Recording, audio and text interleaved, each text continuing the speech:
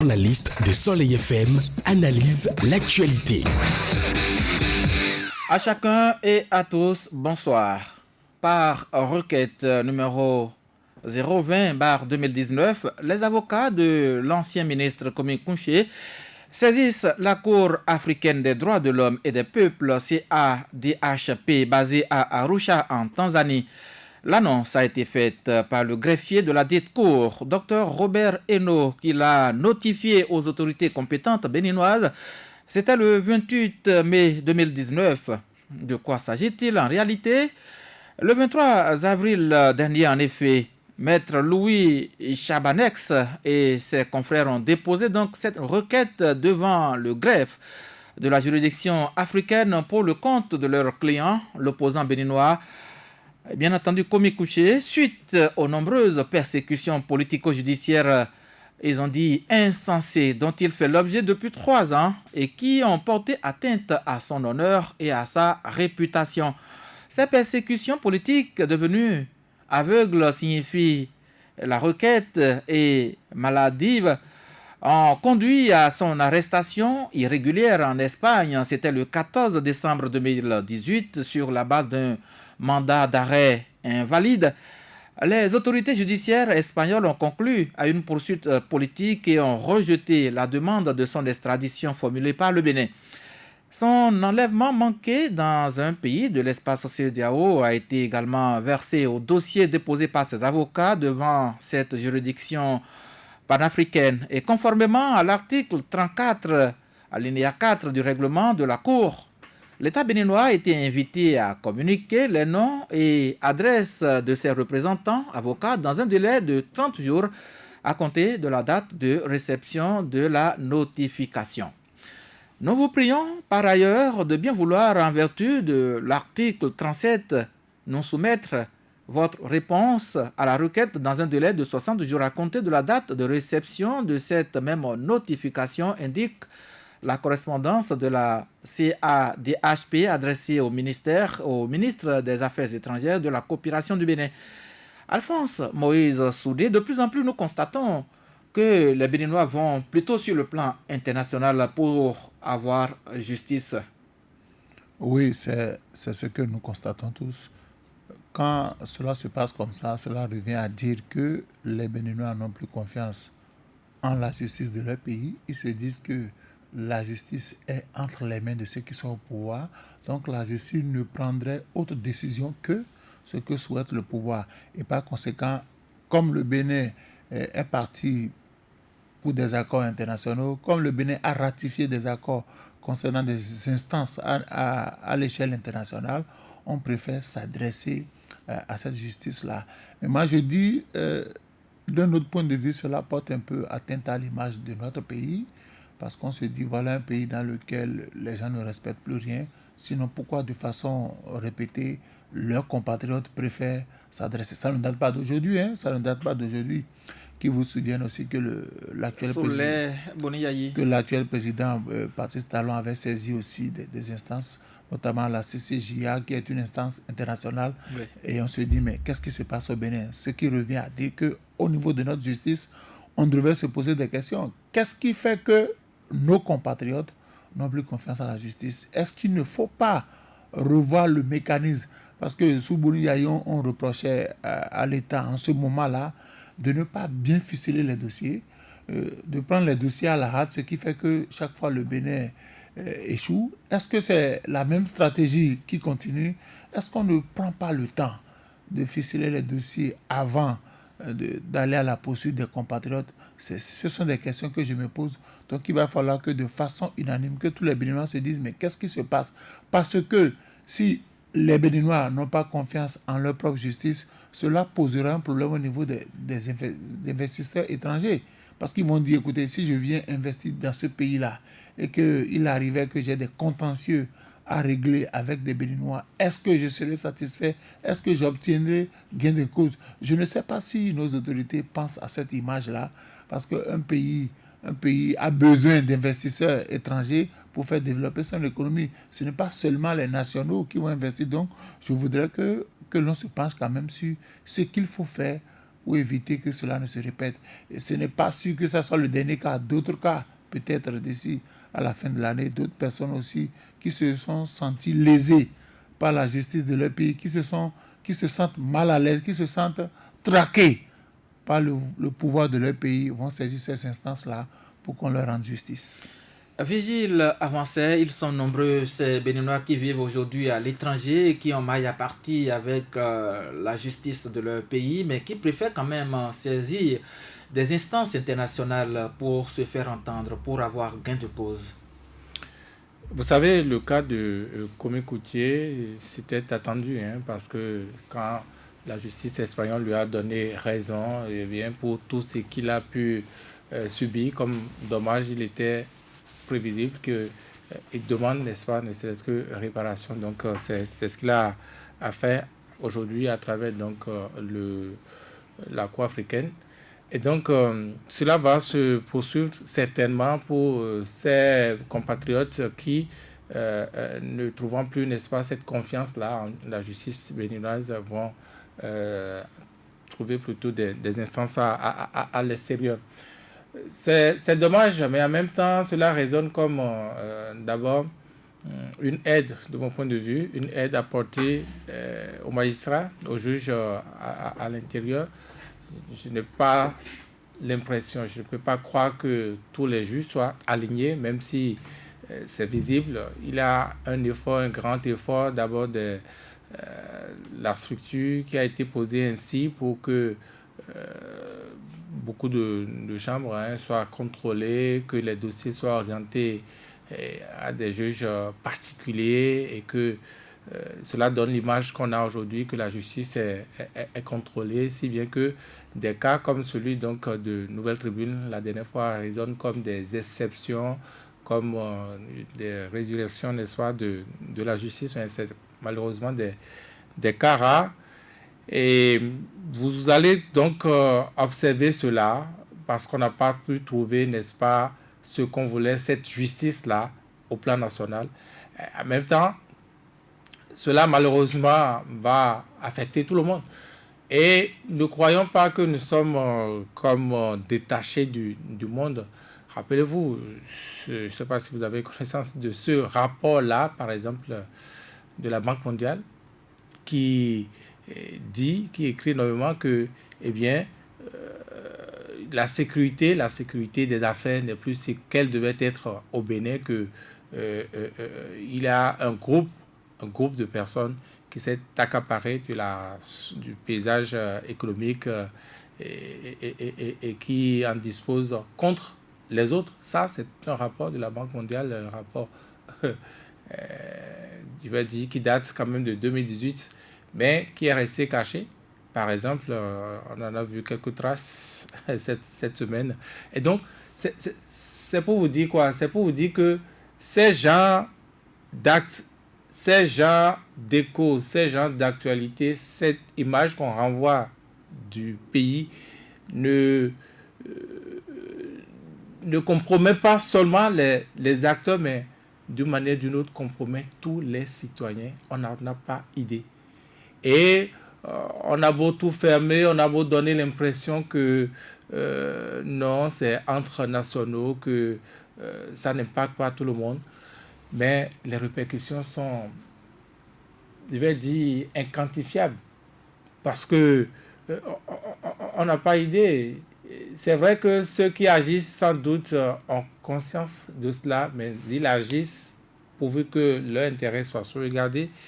Ils agissent pourvu que l'agenda qui se sont prévus, cet agenda-là puisse être rempli. Ils ont conscience sans doute que ça ne peut pas durer éternellement, mais ils ont un temps et s'ils peuvent rouler les choses jusqu'à la fin de leur agenda, tant pis. Ils vont peut-être atterrir ailleurs, peut-être qu'ils ne seront pas là, mais ils auraient semé ce que vous savez. Et d'autres viendront et vont reprendre encore le pays pour le compte. Absolument, ça a toujours été comme ça. Hier, c'était Boni Yayi À quel niveau se trouvent les textes de la République en ce moment-là? Non, mais quel texte de la République? S'il faut revenir sur les textes, mais quand les textes n'existent pas pour pouvoir perpétrer certaines choses, on les crée. vous avez... on les crée.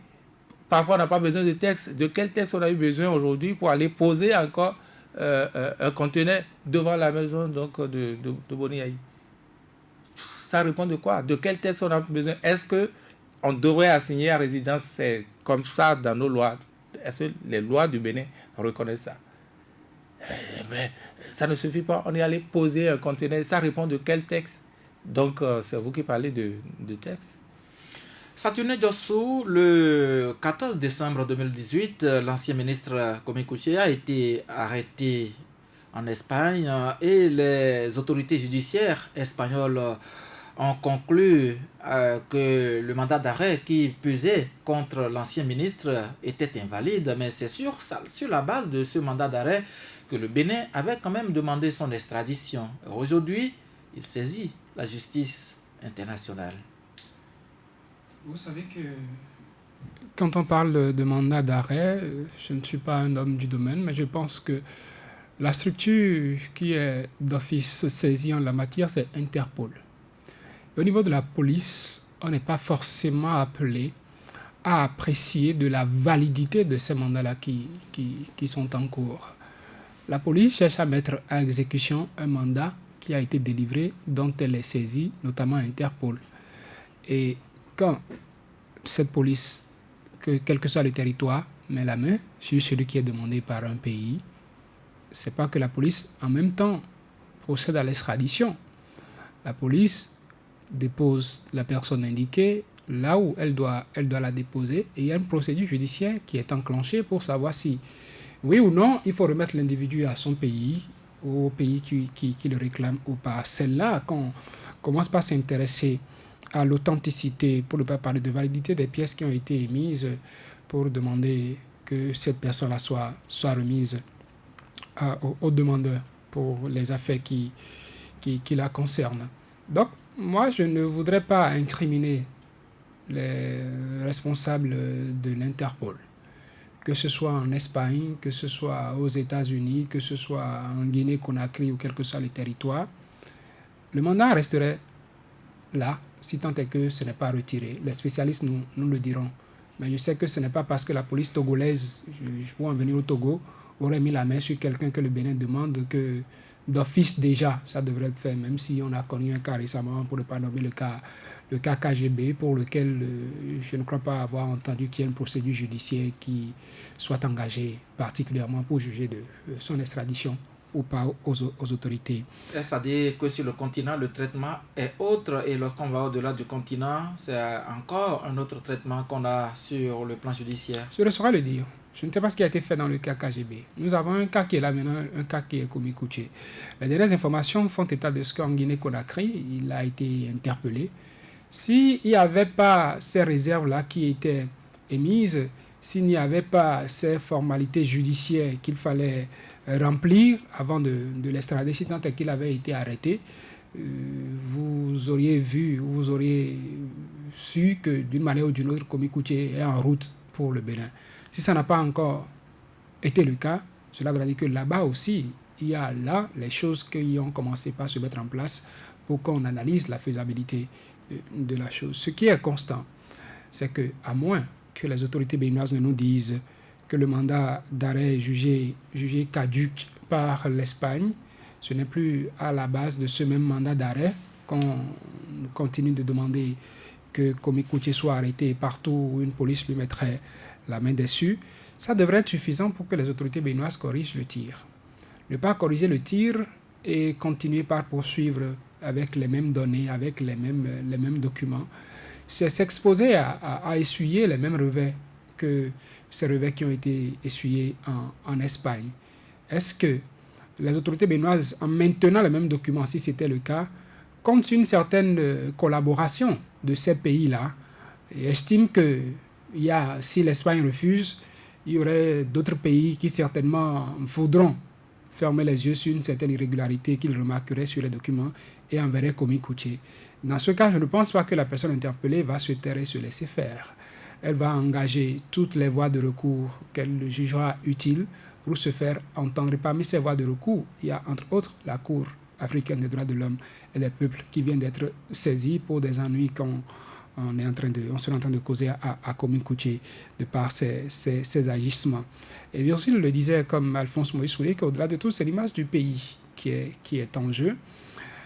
Si en Espagne, on a tranché de la sorte et qu'avant le cas Kwame Kouché, cette même cour, pas celle espagnole, la Cour africaine des droits de l'homme et des peuples a connu le cas Sébastien Germain à Javon, et qu'après Sébastien Germain à Javon, qui semblait avoir montré la voie à tous ceux qui vont suivre, on a appris que pour le cas Laurent Métogno aussi, cette même cour a été saisie, et que je fais une certaine balance, sauf erreur de ma part, pour constater que la dernière fois avant le régime Patrice Talon, où à l'international, la justice a été saisie, je dis à l'international parce que là, ce n'était pas la Cour africaine des droits de l'homme et des peuples, c'est quand Patrice Talon était en conflit avec Boriaï au pays sur le dossier programme de vérification des importations, où le plaignant à l'époque, Patrice Talon, a dû saisir la Cour de l'OHADA pour qu'elle apprécie.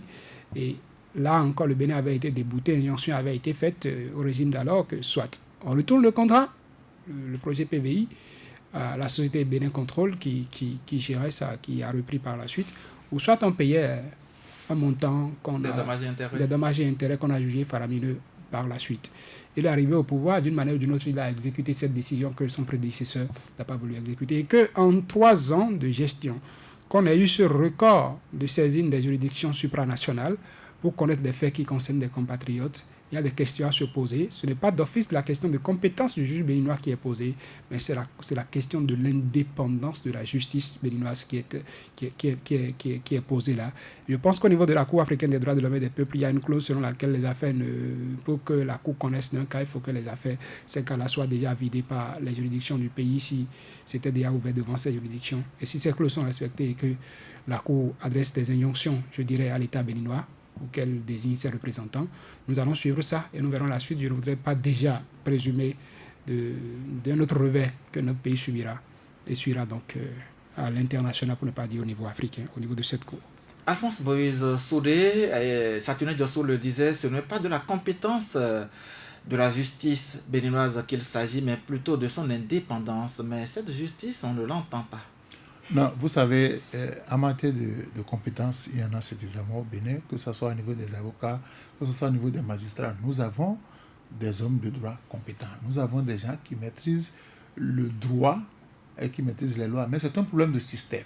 C'est un problème de système. Plutôt que de tests. De tests. C'est un problème de système. Quand vous faites partie d'un système, vous obéissez aux règles et aux principes du système. Est-ce à dire que chaque système vient avec ses tests? Oui, non, dans le système, on ne parle pas de compétences, on ne parle pas d'aptitude. C'est votre capacité à servir un système, quelle que soit votre compétence. Mais sous Boni Yayi, nous avons constaté... Vous avez vu sous Boni Yayi des hommes de droit chaque fois monter au créneau pour dire le droit, pour nous enseigner le droit, pour utiliser les textes internationaux pour nous dire le droit. Aujourd'hui, ces hommes se retrouvent aux affaires. C'est comme si, entre-temps, ces lois n'existent plus. Et au-delà de ces hommes, il n'y en a plus.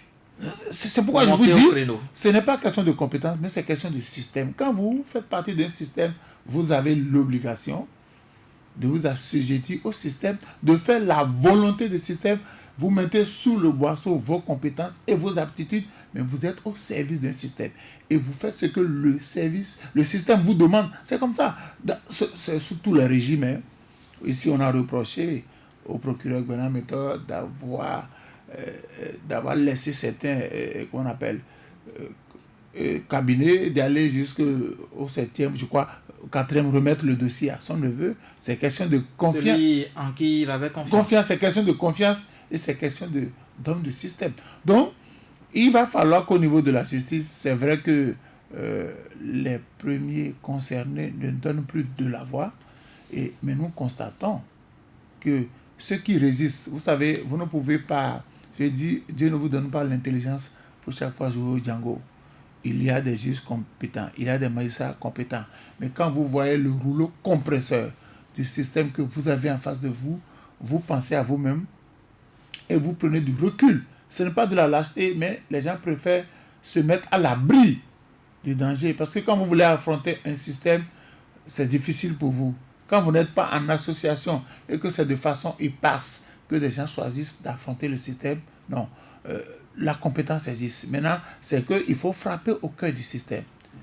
Et chaque fois, vous allez constater, au temps de Boni Yayi, il y avait un système. Quand le président Patrice Talon est arrivé, on a frappé au cœur du système. On a démantelé ce système-là. Pour ériger un autre. Donc, celui qui viendra, certainement, va installer aussi son système et va remettre en cause un certain nombre de principes, va remettre en cause un certain nombre de décisions et appliquer les décisions qui l'arrangent.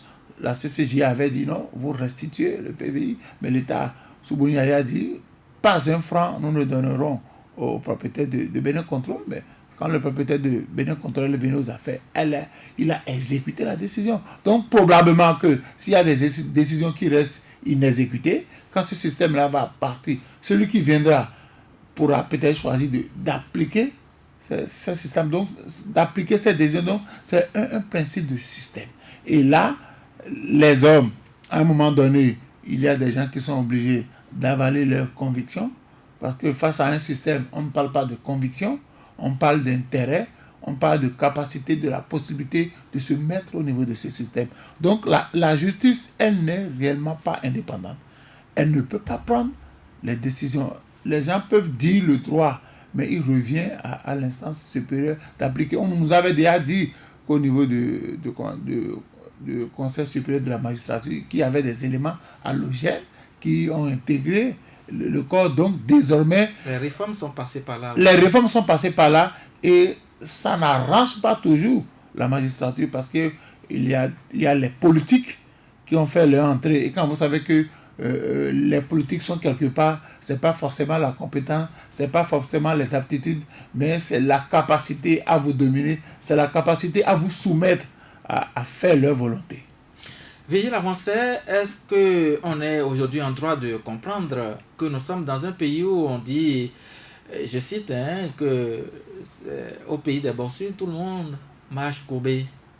Je n'ai jamais fait le pays des bossus. Mais je peux vous assurer que ce qu'on vit, puisque Alphonse a parlé de système, c'est d'abord le système immunitaire du juge qui a été sauté au vu au sud de tout le monde.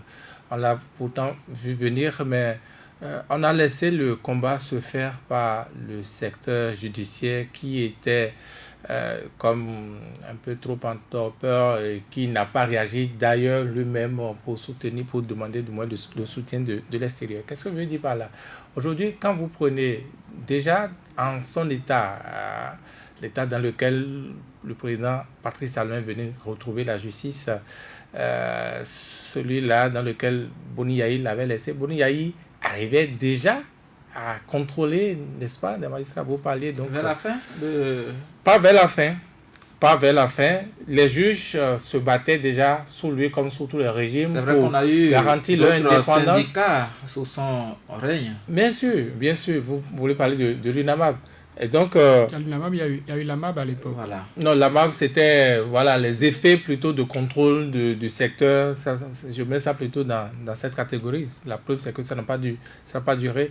Parce que la justice était encore debout, parce que les magistrats comprenaient les enjeux et ils savaient que ça, c'était un coup du pouvoir. Ils ne devaient pas céder à cela. Mais aujourd'hui, ils n'ont plus les mêmes capacités de réaction. On leur a enlevé le droit de grève. Puis, le Conseil supérieur de la magistrature, qui est donc l'instance, disons, de conseil de discipline, est envahi, vous avez dit tantôt, Alphonse Soudé, par des halogènes qui sont en fait des éléments politiques à qui ils doivent compte rendu. Mais le magistrat est d'abord un fonctionnaire de l'État qui a une carrière. Et n'oubliez pas, pire que, et comme tout fonctionnaire de l'État, comme tout fonctionnaire tout court au Bénin aujourd'hui, le magistrat qui joue, pour reprendre le thème de Alphonse, au Django, eh bien, il est radié. On lui paie les 9 mois quand on est généreux avec lui, comme avec tout agent aujourd'hui. Donc, qu'il ait raison ou pas. Quand il a tort, quand il a raison, on lui paie quand même les 3 mois ou les 9 mois et on le renvoie. Donc, ce combat qui aurait dû être au vu de ça, un combat d'avant-garde, on ne l'a pas fait. Donc tout le monde a vu le Bénin se transformer toute une nuit. Et puis nous sommes désormais dans une autre république. Et puis on s'en plaît. Ce qui se passe aujourd'hui, je n'ai pas l'impression que la justice à elle seule pourra se libérer. La justice à elle seule ne pourra pas se libérer. Quiconque osera finira à moitié gratuit.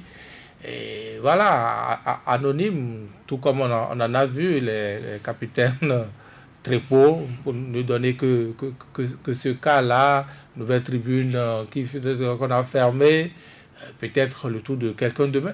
Voilà. Ce juge qui a délivré le casier judiciaire. Exactement. Et quand les actualités se succèdent comme ça, vous n'allez pas voir des gens qui osent. S'il n'y a pas comme une solidarité, je dis encore une fois, pas seulement d'un corps, pas seulement dans un secteur, mais les gens n'oseront pas. Les gens n'oseront pas. C'est vrai que tout le monde est dans l'attentisme. On attend impatiemment la fin du mandat. Même pas seulement le mandat, c'est le début. La fin du mandat, c'est le début d'une autre histoire. C'est le début d'une autre histoire. On s'en remet tous au bon Dieu. Bon, vous savez. Et donc, c'est compliqué. Aujourd'hui, c'est compliqué. Donc, moi, je ne dirais pas que les juges ont fait. Je crois que c'est vrai que la ruse et la rage, la manière. Encore une fois. Parce que je ne sais pas si vous avez vu le terme. Tel que les choses se sont déroulées, vous avez l'impression que si la ruse et la rage n'étaient pas à côté comme programmé, si c'était juste après l'échec de la première révision de la Constitution qu'on a mis seulement en place la ruse et la rage, on n'aurait pas été aussi ingénieux. Sans doute le paquet de la ruse et de la rage avait existé quelque part et a fini par être déroulé grandeur nature parce qu'on a trouvé le prétexte.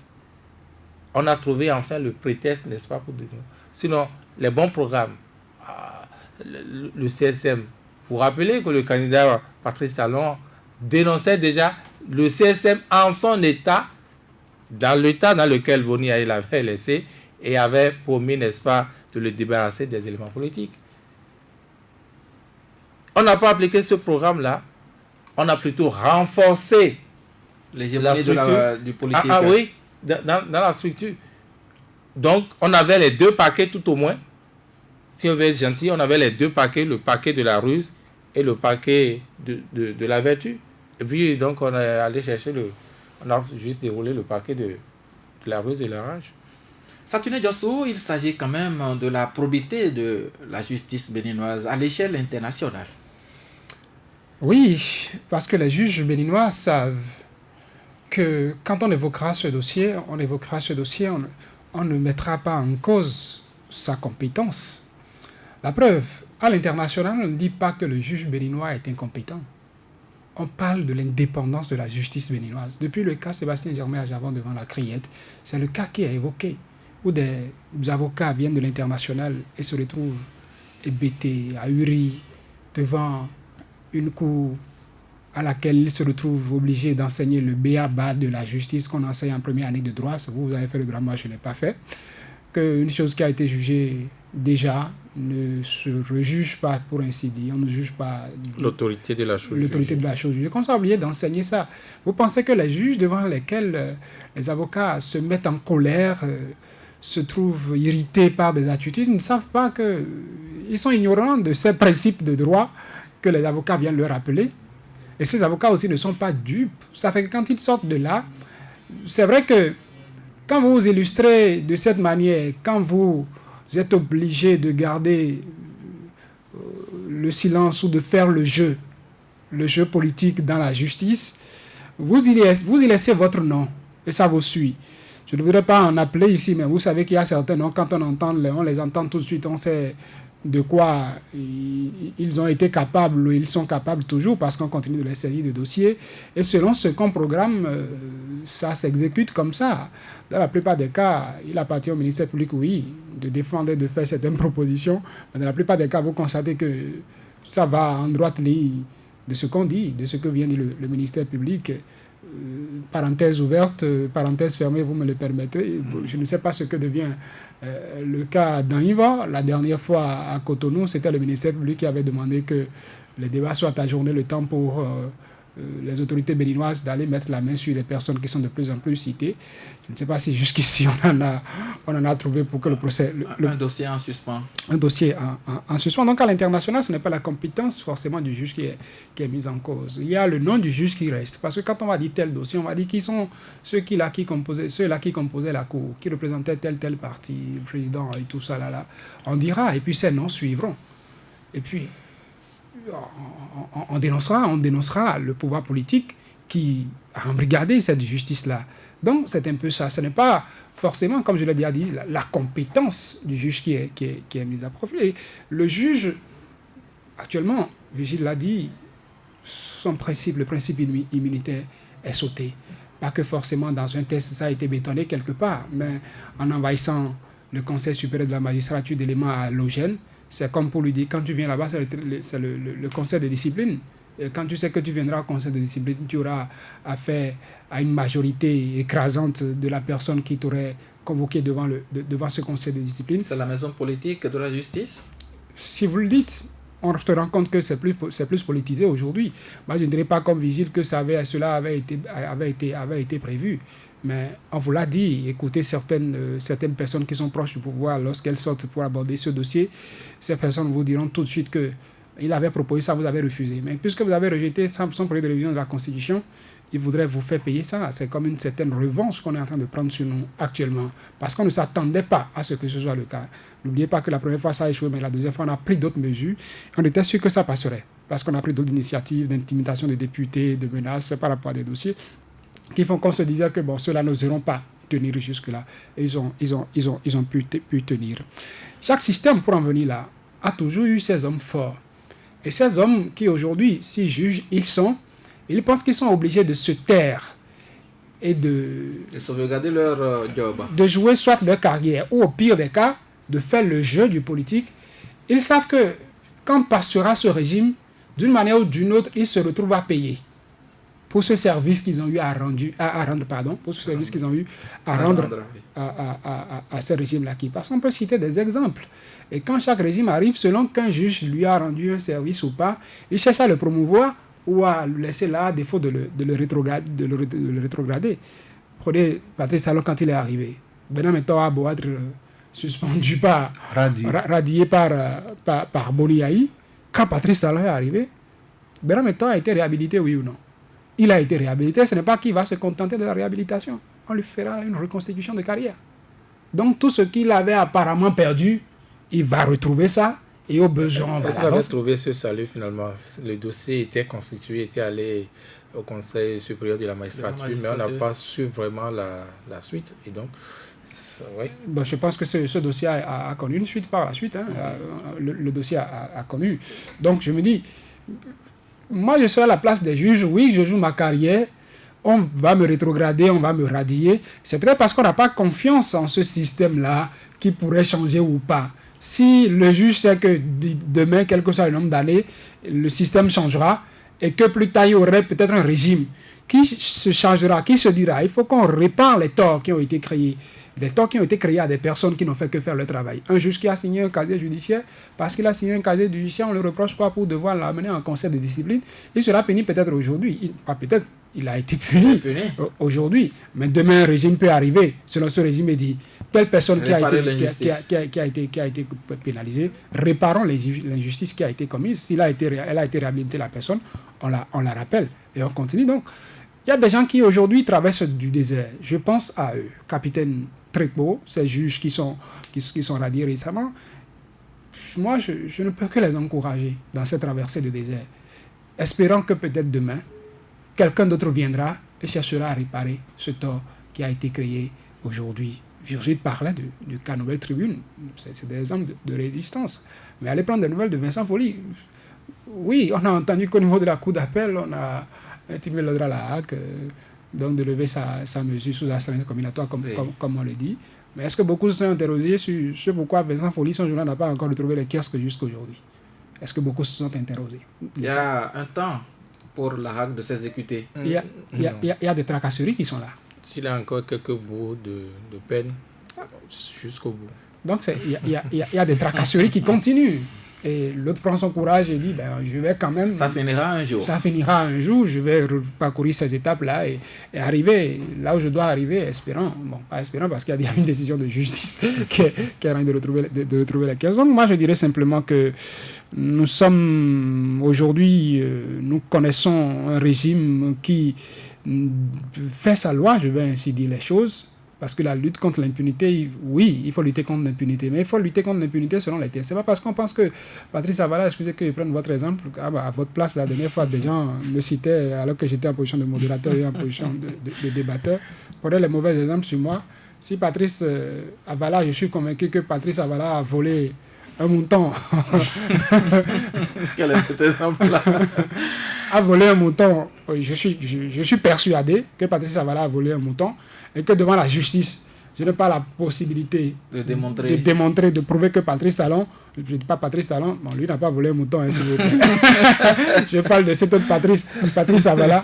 Je n'ai pas les éléments pour prouver que Patrice Avala a volé un mouton. Faute de preuves, on classe le dossier. Faute de preuves, au lieu de classer le dossier, j'exerce une influence qui amène le juge, comme dans le cas Laurent Métagnon a dit, regardez-le dans les yeux, dites-lui que vous lui avez remis de l'argent, et puis la personne lui dit, tu es coupable, et on t'accuse.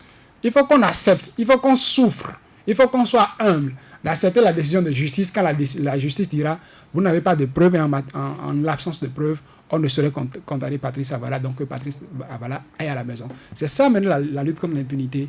Mais ça a été le cas quand même pour le dossier cocaïne retrouvé dans le conteneur de Sébastien Germain Adjavon. Et pourtant, c'est retourné devant la criette. C'est ça que je suis en train de dire. Parce que le gouvernement est convaincu que cette histoire de cocaïne est vraie, que celui qu'on accuse est le trafiquant de cocaïne, que quel que soit ce que la justice a eu à dire en première instance, il a trouvé le mécanisme de reprendre le dossier, de renvoyer le dossier devant une autre cour, pour que la cour se prononce finalement sur ce que lui, il veut. La cour qui a vu le jour après la décision de justice. Après, qui vous dit que la criette n'avait pas existé, entre autres pour Sébastien Germain Adjavon? Je le disais dans certains milieux que l'un des objectifs premiers à signer la criette, c'était de juger Sébastien Germain Adjavon. Et je le disais, avant même que les ennuis ne commencent sur Sébastien Germain Adjavon, que Patrice Talon a dit qu'il est compétiteur né. Et si Sébastien Germain Adjavon pense, parce que l'histoire de tu es candidat, moi je serai candidat, que c'est arrêté, ça t'est arrêté. Et je vais envoyer la barre. Je vais mettre la barre. C'est ça arrive, ça vient renforcer. Avant cette sortie-là, moi je disais, si Sébastien Adjavon pense que Patrice Talon est devenu président de la République, donc il a gagné la compétition ne s'arrête pas là. La compétition continue. Parce que l'autre versant, le match retour, c'est quoi? Je suis candidat. J'ai été candidat, tu as dit que si je suis candidat, tu seras candidat. Tu as été candidat, j'ai été candidat. Moi, je suis devenu président de la République. Toi, tu ne seras jamais président de la République. Avant mon départ. Avant, ni maintenant, ni jamais. Pour le faire, entre autres, c'est déjà ce que nous connaissons. C'est déjà un casier judiciaire qui ne nous permettra plus d'aller à une élection présidentielle. Donc, nous sommes dans l'arène politique. On joue avec les coups et contre-coups de ce que nous connaissons. Mais c'est comme je le dis, un régime, quel que soit le temps qu'il passera, il finit par finir. Oui. Puisque vous avez évoqué ce cas, Alphonse Moïse Soudé, le cas Sébastien Germain Adjavon, qui a saisi cette même cour, la Cour africaine des droits de l'homme et des peuples, qui a sorti une décision, mais les avocats de la partie béninoise ont défendu ce dossier au niveau de cette cour, ne sont pas parvenus à convaincre les juges à ce niveau-là, mais au plan national quand même, la justice a prononcé une sentence. Mais oui, la justice a... Vous ne pouvez pas ne pas prendre en considération ce principe de système. C'est un système. C'est un système. N'est-ce pas une défaillance au sein de cet appareil judiciaire? Non, c'est un système. Et donc on peut gagner à l'interne, mais à l'international, on n'a plus les éléments nécessaires pour faire face à cette justice internationale. Tout à l'heure, Saturnin Dessou a donné abondamment d'exemples sur ça. C'est un système. Et quand vous intégrez ce système, vous respectez les principes du système. Et quand vous voulez affronter un système, si vous n'avez pas la peau dure, ça vous frappe. Ce n'est pas question de... Je vous ai dit ici, nous avons vu de 2015 à 2016, on a vu les grands juristes nous dire le droit, nous séduire par le droit. Mais aujourd'hui, ils sont au cœur du système.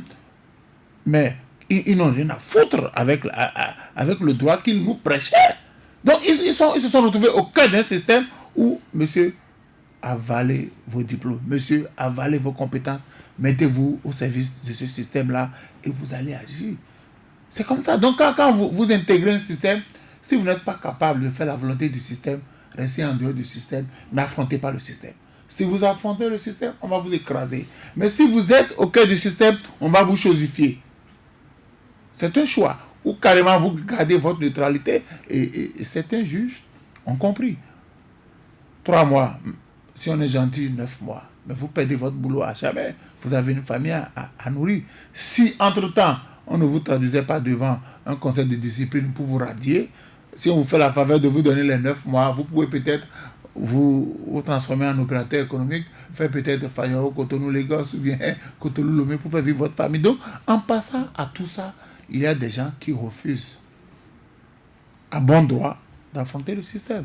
Mais ce que nous oublions... Est-ce un affront ou exercer sa profession? Mais oui, à exercer sa profession revient à quoi? À affronter un système qui donne peut-être dans l'injustice, qui donne dans le non-droit. Et vous voulez rétablir la vérité, vous voulez faire ce qui est juste, ce qui doit être fait. Mais malheureusement, en face de vous, ça...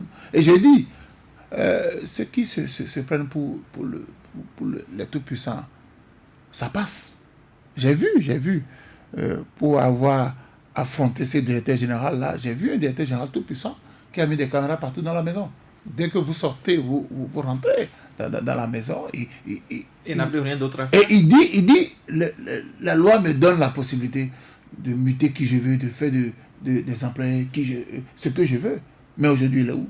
Il est où? C'est pour vous dire qu'un système que vous installez, tôt ou tard, va s'étioler. Et ce système va partir. Ceux qui ont été brimés par ce système viendront aux affaires et on parlera de règlement de compte. Donc, ceux qui ont compris, moi, je n'en veux pas à ces juges ou magistrats qui ont décidé de jouer le rôle d'agent permanent de l'État pour pouvoir vivre tranquillement. Ce n'est pas de la lâcheté, ce n'est pas de la peur, mais je dis, quand Dieu ne nous a pas donné l'intelligence pour jouer au Django et affronter un rouleau compresseur qui est prêt à nous écraser. Ce qui est sûr, la justice,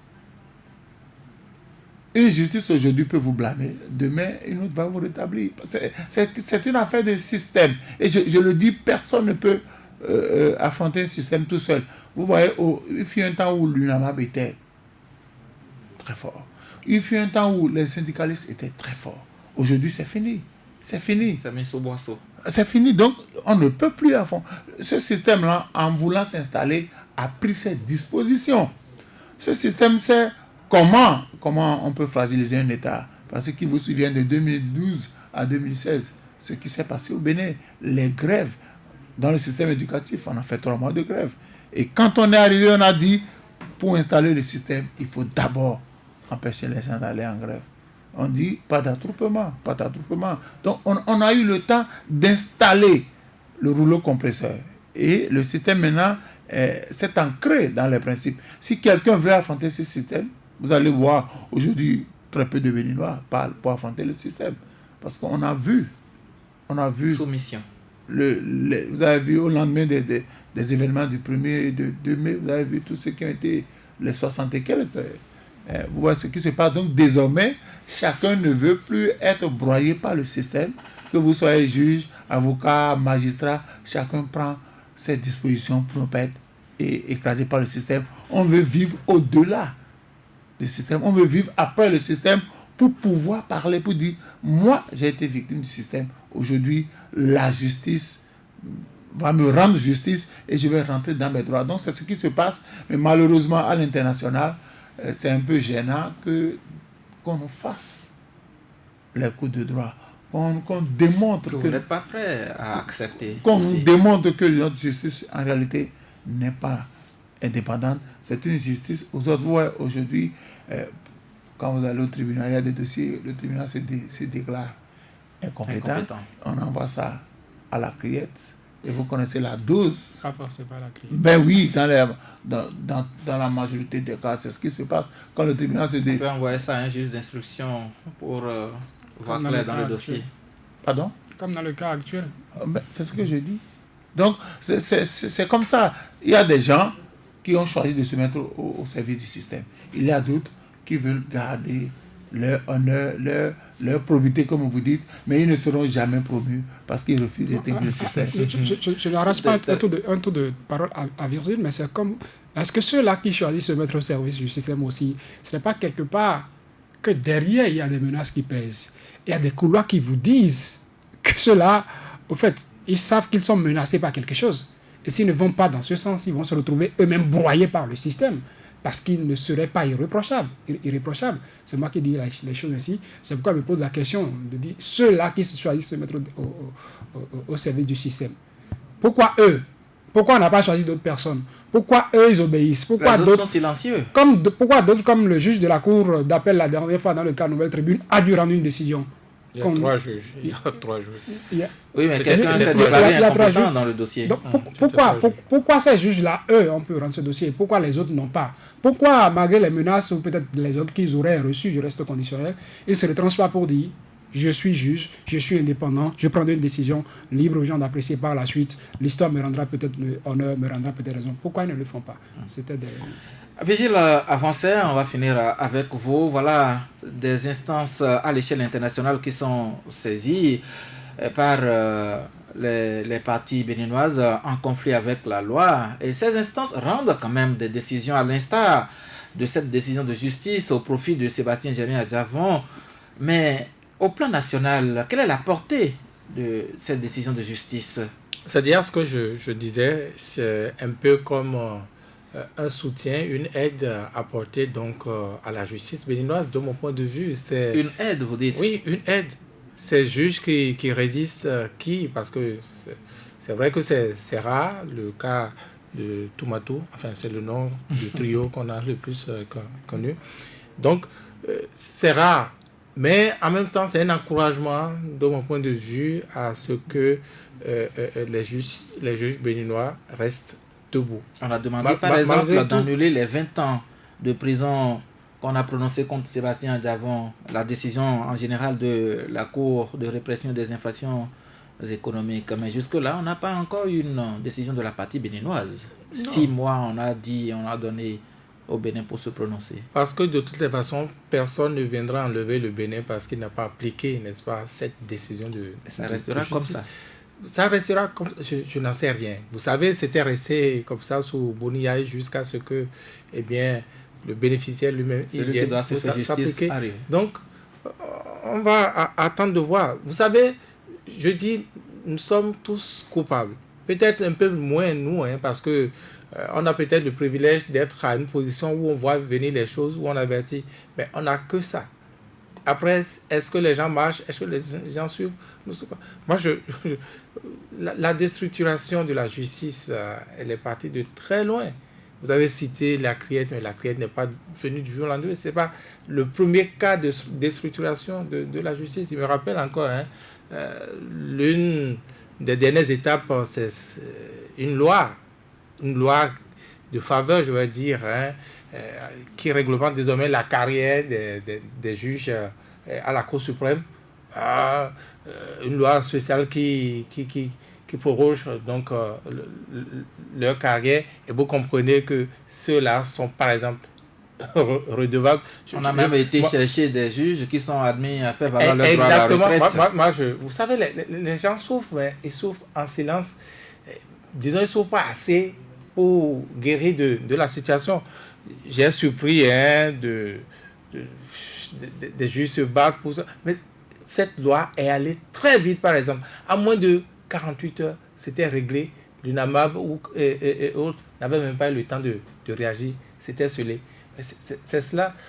Je crois que le système, le système est tellement fort aujourd'hui que, bon, le temps de le découvrir, de l'étudier et d'apporter une réponse, puisque heureusement rien n'est éternel, eh bien, les Béninois vont encore souffrir et peut-être ils ne pourront rien.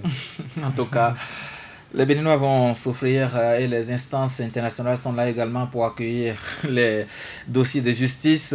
Mais justement, tout le monde n'a pas les moyens d'aller vers ces instances-là.